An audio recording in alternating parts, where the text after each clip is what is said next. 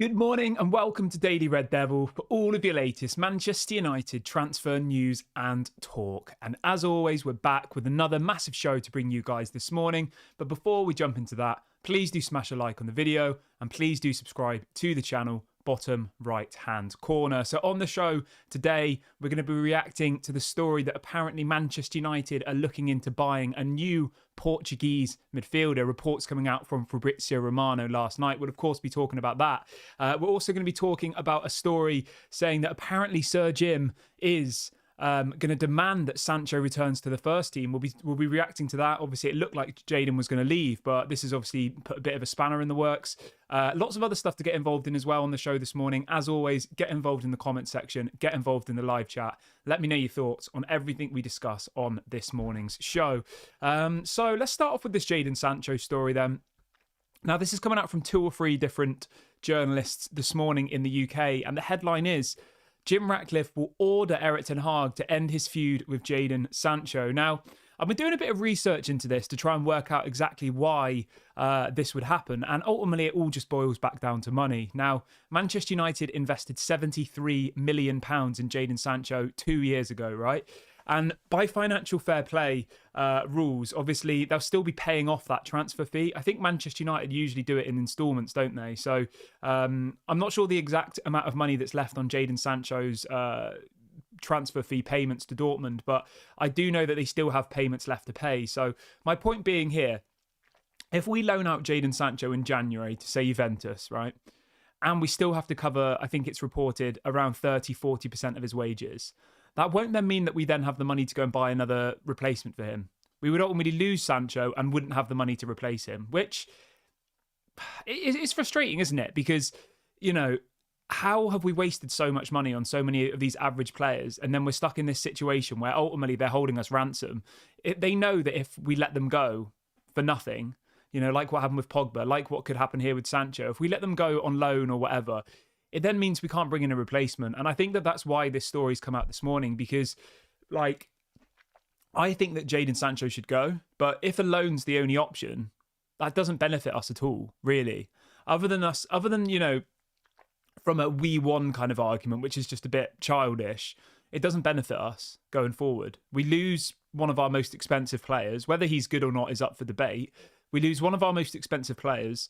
We have a massive then dent on our financial fair play books because we've ultimately just lost £73 million, which is a really, really big problem these days. And then we've lost a winger as well, you know? So it's not like you can let Jadon go on loan to Juventus and then go and buy, I don't know, a world-class right winger, Chiesa from Juventus or someone like that. Like, we won't have the money simply to do it. So I can understand why Jim Ratcliffe would want them to kind of end their feud. But what I would say is this, right?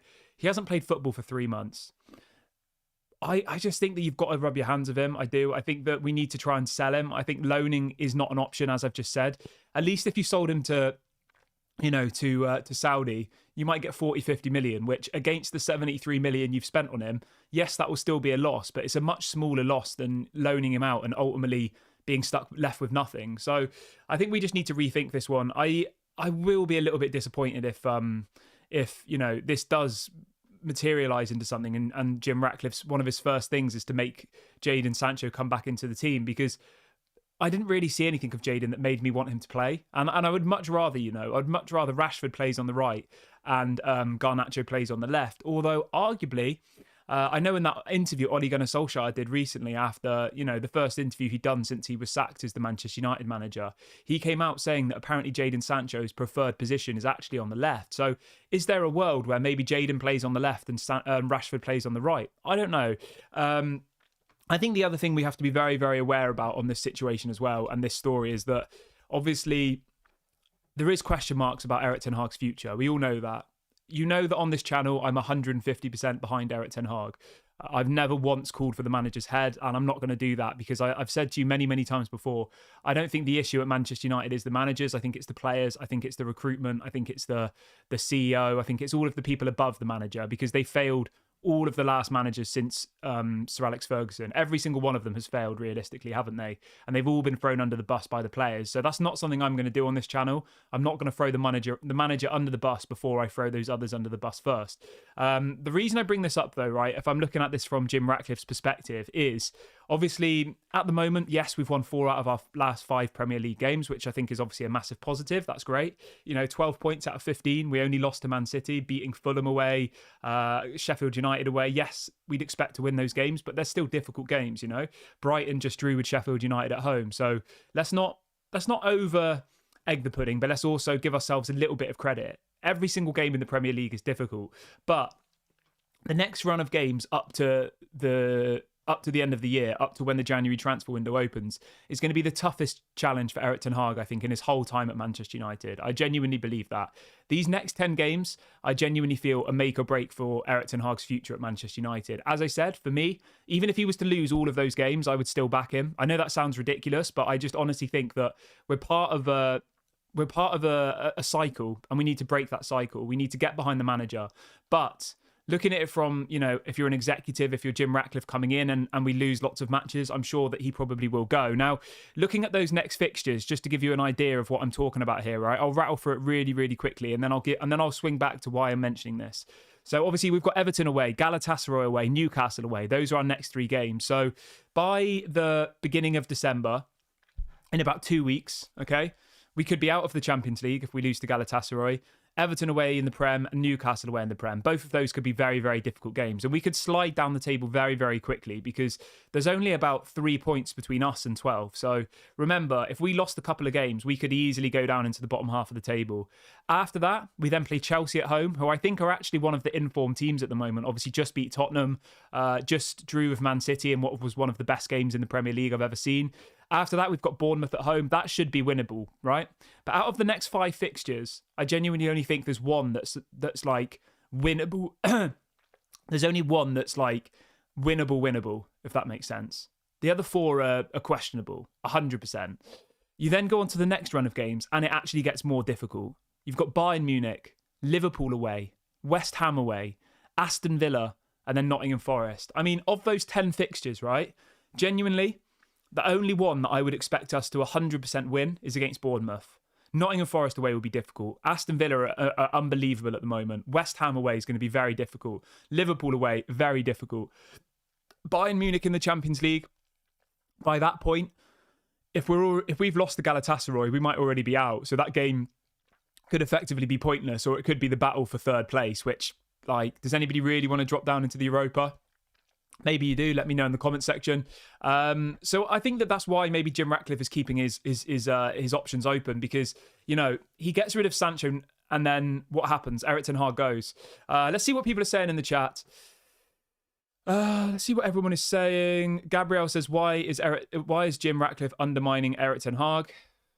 I don't know, mate, to be honest. Well, I've just kind of given you the reasons on why I think he has. I think it's financial, to be honest. I think, because of the financial fair play implications, the fact that £73 million will have to be written off, I just don't think they're willing to do that. And the fact that they would still have to pay apparently 70% of the wages for him to go to Juventus, that's what's being reported. I mean, just let that sink in for a minute.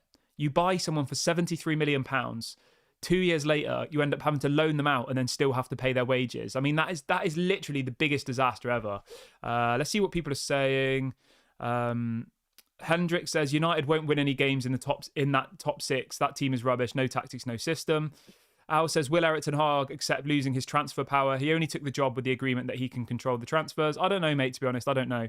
The thing is, right, we have to remember this. We have no idea what Jim Ratcliffe's plan is at the moment. 0.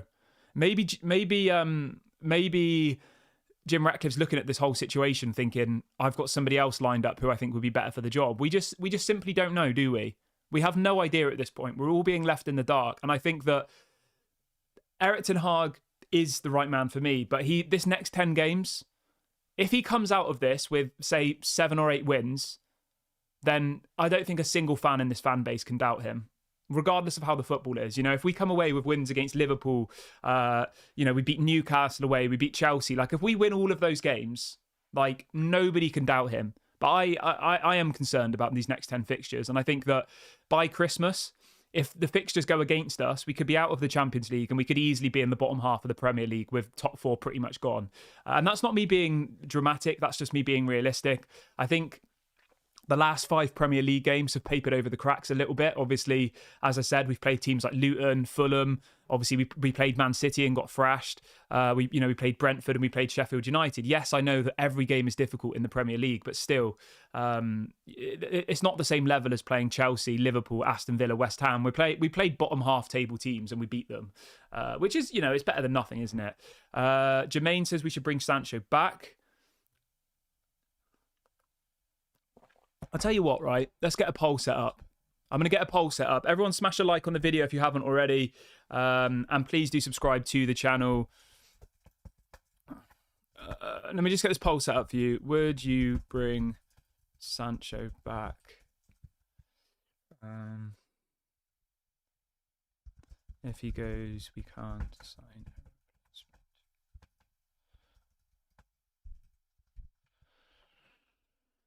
All right, so I've just set up the poll, and the context of this is, as we've said, would you bring Jadon Sancho back? Okay, and the context is we wouldn't be able to sign a replacement. So I'm not saying Sancho goes and we bring in a world-class replacement. This is the context of where this story's come from, that ultimately, because of the financial fair play situation, if we loan out Jadon Sancho, unless we went and got another player on loan, we wouldn't be able to go and sign a world-class replacement now for money. It would have to be a loan. And is there a world-class right winger available on loan? Probably not. You might be able to get someone of like Weghorst's level, so let me know in the comments section and in the poll, would you bring him back, yes or no?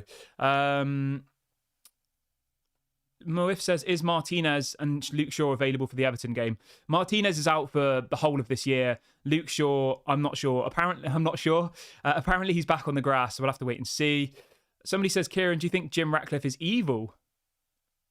I've never had that thought, but I don't think so, mate, to be honest. Joseph says, can we not bring Sancho back and just bring back Greenwood instead? I mean, maybe that happens. It's a possibility, isn't it? Scott says Erik ten Hag's transfers have been ridiculous. He shouldn't have that power. The choice should be made for him. I 100% agree with you there, mate. 100%. That should be a decision by a director of football who's been doing this for 10, 20 years. Someone like Paul Mitchell, who's discovered world-class players. Not Erik ten Hag, who's probably got about 10 other jobs that he's trying to do. And they say, who do you want? And he says, I don't really care, just anybody from Ajax. And that's pretty much what our recruitment policy has been, isn't it? When you look at the players we've signed, you've got Eriksen, who was at Ajax. You've got Martinez, who was at Ajax. You've got Anthony, who was at Ajax. You've got Malacia from the Eredivisie. I mean, there's a clear pattern here. He's just simply picked players who've got some connection with the Eredivisie because that's what he knows. He's not a football scout. He doesn't, look through the Brazilian and the Argentinian leagues, does he? He probably just knows mainly the European clubs and the Eredivisie clubs. What else have we got in the comments today? Hendrik says, why is Sancho treated bad? And there are other players in that team who have been rubbish, especially Rashford and Antony. Especially Rashford, never bench him. He has been useless. You have Pellistri and Mount. I agree with you. Jude says Ten Hag will be sacked. The traps are being set for his exit. His ego has made him entrapped. Yeah, I am genuinely worried, for the next 10 games for Erik Ten Hag. I am. As I've said to you, I'm 100% behind the manager.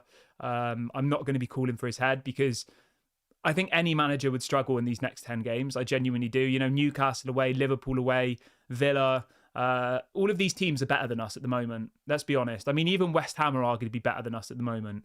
So all of these games are going to be very, very difficult. We scraped a 1-0 win at home against Luton. That's our level at the moment. So I agree with you. I am concerned. And I think that the worst thing about this is it feeds into a January transfer window. The end of this really hard run is when the transfer window opens. And usually it's around that type of time where managers start getting sacked around Christmas because they know then that they've got a little bit of time in the new year to kind of regather. Obviously, our last game of the year is on the 30th of December. And then there's not another Premier League game for 2 weeks after that. So it's usually that period then where stuff seems to happen. There's about a 2-week gap between the end of 2023 and the beginning of 2024. And after that, the fixtures get a little bit better. We've got Wolves away. I mean, still, it's difficult. Wolves away, West Ham at home, Aston Villa away, Luton away, Fulham at home. Yeah, so that's the thing we have to be considerate about here. But let's move on with the rest of the show, though. We've got lots of other stuff to get into. I've got a little bit sidetracked on that one, but keep getting involved in the poll and make sure you all smash a like on the video. It helps bring more people into the community. And do make sure to subscribe, bottom right-hand corner, if you haven't already. We're on the road to 21,000 subscribers, so please go and do that if you haven't already. Simon says we're in a false position in the table, 6th. He also says, what else do you expect Erik ten Hag to do with transfers when we have no recruitment department and scouts and we have a non-existent director of football? Mate, I 100% agree with you. I'm not criticising Erik ten Hag's transfer policy whatsoever. He should never have been allowed to be the one picking the players. That should never have happened. It doesn't happen in Man City. Man City have had one director of football for the whole time, and he brings in the players. He brought in Jeremy Doku in the summer, and Pep Guardiola, after a recent game, gave all of the credit to the director of football and said, he was the one who brought him in. He was the one who discovered this talent. Give him the credit. And that's what needs to happen at United. They should be bringing in players who complement Erik ten Hag's style of football. That's it. He should have no other say in it other than that. I don't want Erik ten Hag to be giving the lists of the players he wants. And, we can all sit here and say, oh, he didn't get his first choice, his second choice. I get all of that. He didn't. He didn't get Kim Min-jae. He didn't get Harry Kane. He didn't get Frankie de Jong. He didn't get Gakpo in January. He got Weghorst. Like, I get it. He has been done over really by the owners and stuff. But still, there should have been a more competent team around him navigating their way to create this new identity for Manchester United.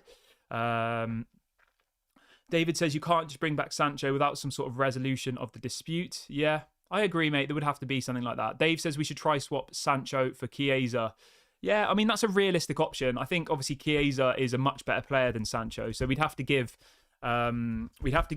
Juventus, I imagine, quite a lot of money to as well as Jadon Sancho. But I'd be open to that. I'd love to see Chiesa at Manchester United. I think he's a quality player.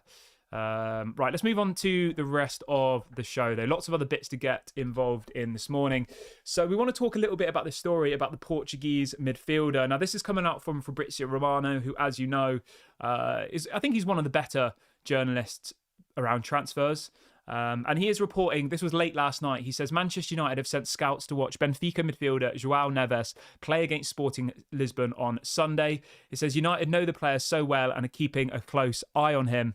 I would absolutely love to see Joao Neves at Manchester United. If anybody's unaware of him, obviously he plays his football for Benfica over in the Portuguese league, 19 years of age. I'm telling you, this guy is going to go on to be one of the best midfielders in world football.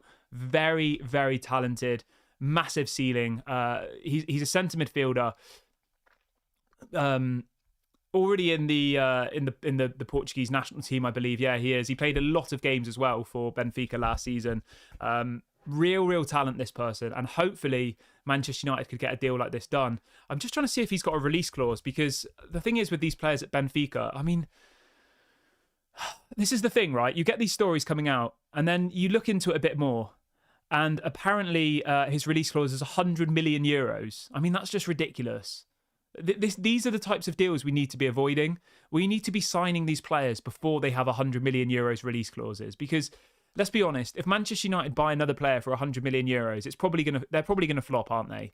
The weight on them will be too high. A 19-year-old for 100 million euros, absolutely ridiculous. So I would love to see him at the club. Will it happen?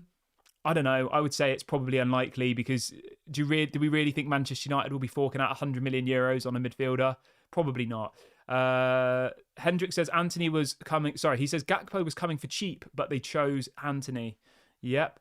Al says, what was the asking price for the Benfica player? 100 million euros is his release clause. And Benfica, you know what they're like. They're a difficult team to negotiate with. What else have we got? Darren says we should swap Sancho for Berardi at Sassuolo. Would fit the right-wing problem. What else have we got? Mark says he's signed or extended contracts on 18 players. He can't complain that it's not his team or they can't play his system. It's just the players he's signed are injury-prone or just rubbish. Fair enough. What else we got? Somebody says, could Neves replace Bruno Fernandes? I mean, yeah, he would be a great replacement for Bruno Fernandes, but 100 million, I guess, is there a world where a Saudi club comes in for Bruno, 100 million, and then we go and get, replace him with £100 million Joao Neves? Maybe. We'll have to wait and see what happens there. James says Sancho is not world class. I can't remember a good game he's had for us. He is disrupting any harmony we might have in the squad. I agree with you there. I think he was world class at Dortmund, but I mean, he had let's be honest, the greatest goal scorer of the last 2 or 3 years, Erling Haaland, alongside him. And it's very different, isn't it? The Bundesliga to the Premier League. It's not the same style. So I don't think it's really comparable. Jadon Sancho at Dortmund, we've not seen at Manchester United. So, yeah. Do you know what's weird as well, right? I feel like Jadon at Dortmund was rapid. Or, like, since he's come to United, he just seems a bit slow. I don't know. Scott says there's no harmony in the squad anyway. Yeah, I mean, that's a pretty fair point. Darren says, this is why the director of football is needed so badly, to identify young talent that other people aren't looking at. Exactly. Manchester United are like buying players that are, you know, when you go on FIFA and you go on like Wonder Kids or whatever, that's what United are, that's pretty much their scouting list, isn't it? They look on there and they buy all these players that have got the highest potential on FIFA. That's pretty much it. It seems like that, doesn't it? Because all the names that we're linked to, it's all these kind of trendy names, isn't it? You know, the Joao Neves is the people of that caliber. Simon says Sancho has at best 3 to 4 good games where you can remember his input. That's probably fair as well. And he then goes on to say Sancho was Ollie's signing and maybe Woodward as he can sell shirts. Yeah, I would agree with all that. Right, let's see what else we've got planned for the show this morning. A couple more stories to wrap through. Let's have a look. Where are we? Yeah, there's been a lot of what should we call it? There's been a lot of upset about this Fulham goal, hasn't there? I don't know if anybody's seen, but they've now released the VAR footage, the audio, sorry, of the Scott McTominay's disallowed goal against Fulham, you know, where it was a subjective offside with Harry Maguire. And you know what? People might not like this, but like I can kind of understand why now. But everyone on Twitter is going into an absolute meltdown. I get it. When it's other teams, it doesn't happen, and that's frustrating. But if only all of the games, if they're going to do VAR, they need to be all as strict as Manchester United's are. That's the problem for me, okay? Because ours are like the most ridiculous ones. They're so strict. Whether that's part of the rules or not, maybe it is. But when you see Man City a week before scoring a goal with Ake stood in an offside position, blocking the goalkeeper's line of vision, and they give the goal. When you see Copenhagen score one of their goals against us in the Champions League and they've got a player stood in an offside position blocking the line of sight of the goalkeeper and the goal is given, that's when it gets frustrating that, you know, they're picking out these tiny little bits that probably are offside. You know, Maguire was offside and he did interfere with play, but why did they not rule out the goal against Copenhagen when their player was interfering with Onana's line of vision, stood in an offside position? Why did they not rule out the Man City goal when Ake was blocking the line of vision of the goalkeeper in an offside position? Do you see where I'm going with this? That's the bit that frustrates me. I've got zero issues with seeing this audio come out and actually being like, you know what? In the heart of the moment, I thought it was ridiculous. I thought it should have been a goal, but watching it back, you know, it's very strict, it's very harsh, but I can see why Harry Maguire was flagged as offside. It's just frustrating that it doesn't seem to be the same for all the other teams. That's what seems to be upsetting me. Let's see what else people are saying in the chat. Scott says Erik ten Hag has destroyed the mentality that the team had. Yeah. Al says we could sell Casemiro for 50 million and bring in Zumbender. Zubimender? Never heard of this guy. For similar money, he is one of the best defensive midfielders in Spain. Richie says, name a big money signing Manchester United have bought who has justified the fee. There isn't one. That's a good question. Let me know in the comments section, guys. Can you think of any signings Manchester United have made that have justified the asking price? Big signings. I mean, I'd probably say Bruno. Does he count as one? I mean, how much do we pay for Bruno? If you're talking like 80, 90 million, then no. Lukaku was a flop. Pogba was a good player, but I just don't think it worked in Manchester United. Who else will be signed for big money? I mean, Bruno Fernandes was 65 million euros. I would say that's quite a lot of money. I would say he's been 100% he's been a success. You can't deny that. But yeah, I get your point generally. All of those kind of close to 100 million pound signings have all flopped, haven't they? But I'm going to wrap the video up here, guys. I will be back live at 6 o'clock, as always, this evening, or around 6 o'clock, 10 past 6 maybe. Please do make sure to smash a like on the video before you go. It really helps to bring more people into the channel. And please do subscribe, bottom right-hand corner, if you are new. Thank you so much to everyone who has joined me on the show this morning. Have a lovely day, a lovely morning, a lovely evening, wherever you are in the world. And I'll speak to you all about 6 p.m. UK time tonight. Speak later.